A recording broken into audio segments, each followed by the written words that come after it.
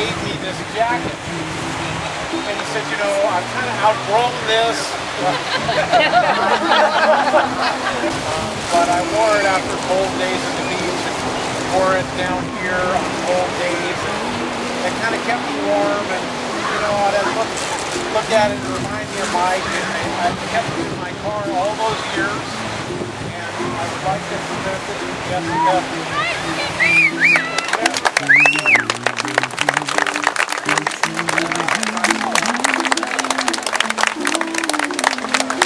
Spence was, of course, the head judge for Tandem for a long time. We weren't entirely sure we trusted him. Not entirely sure. And sometimes you don't know a person until they're right there with you. My brother passed away 6 months ago. Spence was the only one, the Tandem crew, who came to my brother's funeral. And I think it could be that Spence knew my brother, who was a surfer for many years before I knew Spence. But that was a hell of a stand-up moment. Well, Spence's been around a long time, and so have I, but about 2 years ago we started getting close. And we started playing golf together, we started surfing together, we started fly fishing.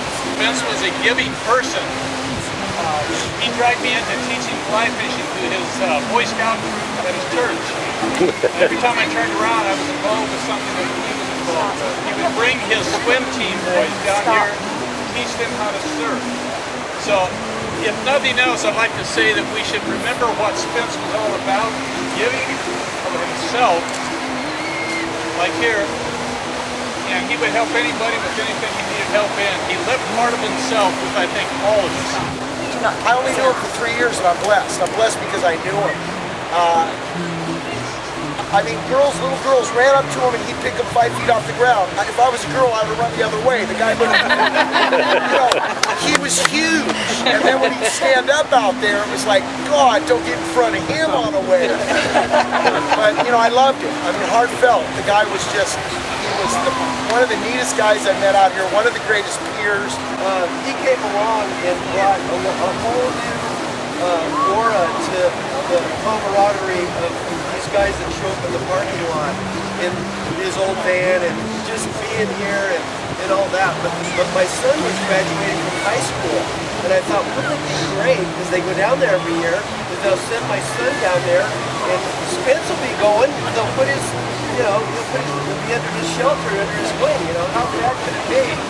I mean, how good could it be? So my son's all stoked. You're going to Costa Rica, right? And the best part of it was, my son was such an idiot, he missed his flight home when he was supposed to come home.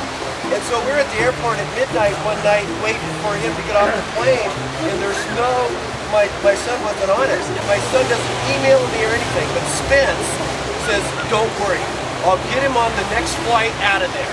And I was just going, yes, Spence, if you weren't there, man, my kid would be some jungle person now.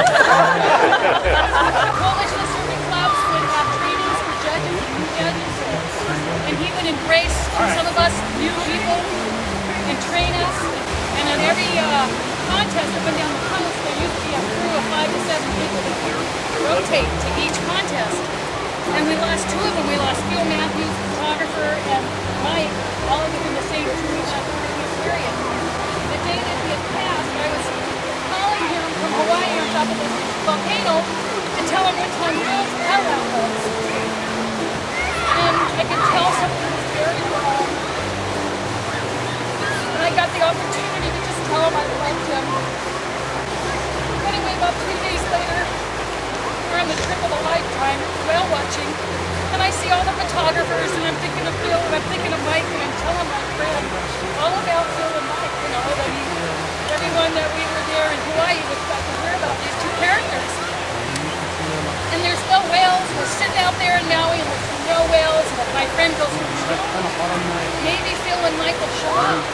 About 15 seconds later, 2 giant male whales reached out, and were doing their thing, and doing their show, and I got goosebumps, and so I told everyone on the boat, I go, everybody, the whale on the left is Mike Spence,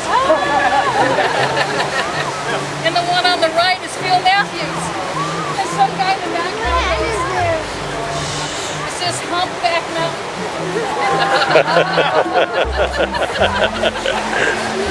And I said, no, this is a couple of new angels. It's the first time that I met Spence, and it was at my wedding in Las Vegas, Nevada. Can't hear. It was at a bar, and the reception was at the bar, and we're walking into the wedding. And standing there was this giant with a grass skirt, no shirt, coconuts. And I looked at my husband and I said, what the hell is this? And he said I was one of Mike's ex-wives. But besides that, him and I became instant friends. And he was there when my husband was in his coma, and he was there for me when he died. And he's been my guardian angel on earth. You and I must make a pact. We must bring salvation back. And if you need me, oh, I'll be there.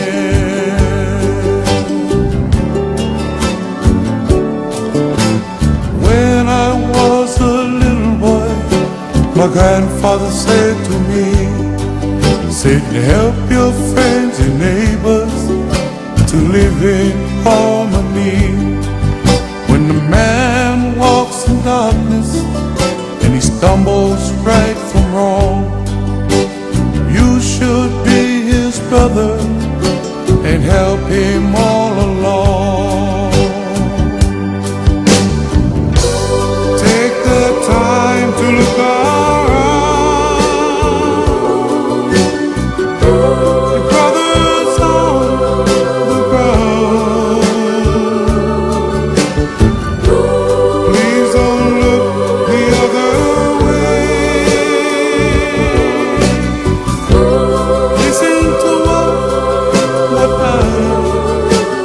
what I have to say. When I was a little boy, my grandfather said, help your friends and neighbors to live in harmony.